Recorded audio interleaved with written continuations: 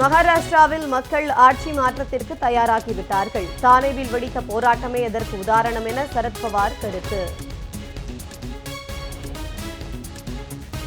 காங்கிரஸ் தலைவர் மல்லிகார்ஜுன கார்கே, மக்களவை எதிர்க்கட்சித் தலைவர் ராகுல் காந்தி ஜம்மு காஷ்மீர் பயணம். சட்டப்பேரவை தேர்தல் குறித்து கட்சி நிர்வாகிகளுடன் இன்று ஆலோசனை.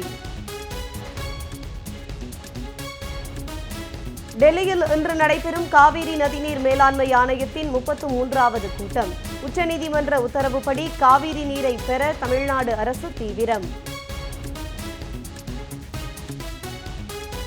அதானி நிறுவனம் பங்குச்சந்தையில் முறைகேடு செய்த விவகாரத்தில் செபி தலைவர் ராஜினாமா செய்ய வலியுறுத்தல்.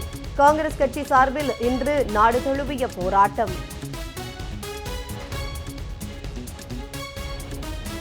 தமிழ்நாட்டின் தலைநகரான சென்னைக்கு இன்று 385வது பிறந்த நாள். பல்வேறு துறைகளில் முதலிடம் பெற்று சிறப்பு.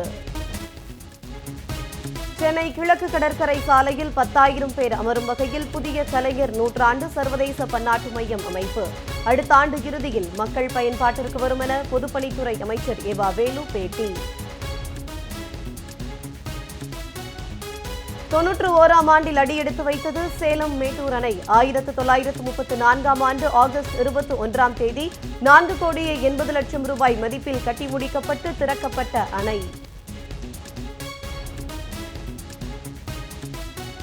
கீழ்பவானி கால்வாயில் ஏற்பட்ட கசிவு 48 மணி நேரத்தில் சீரமைப்பு. பாசனத்திற்காக இன்று மீண்டும் தண்ணீர் திறப்பு.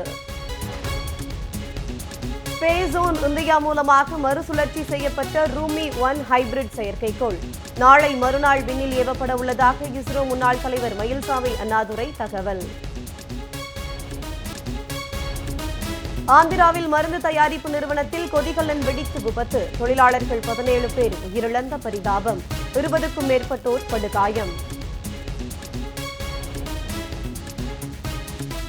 கர்நாடக ஆளுநர் மூலமாக காங்கிரஸ் அரசுக்கு பாஜக தொந்தரவு கொடுத்து வருகிறது.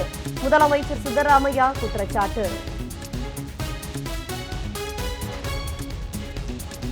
அமெரிக்க அதிபர் தேர்தலில் இருந்து சுயேட்சை வேட்பாளர் ராபர்ட் கென்னடி ஜூனியர் விலகல். முன்னாள் அதிபர் டிரம்பிற்கு ஆதரவளிக்க உள்ளதாக தகவல். ஒலிம்பிக்கில் இந்தியா சார்பில் அதிக வீரர்கள் பங்கேற்றால்தான் அதிக பதக்கங்கள் கிடைக்கும். தமிழ்நாடு டேபிள் டென்னிஸ் வீரர் சரத்கமல் பேட்டி.